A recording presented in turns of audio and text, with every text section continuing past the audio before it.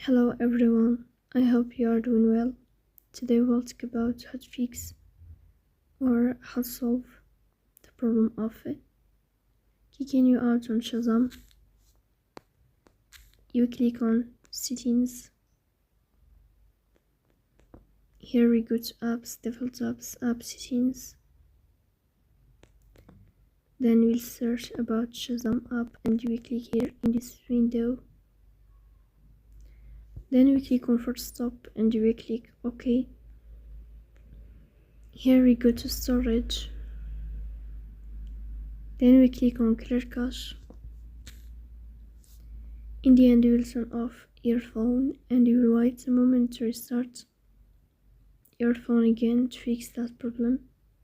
So please don't forget to support us by like and subscribe.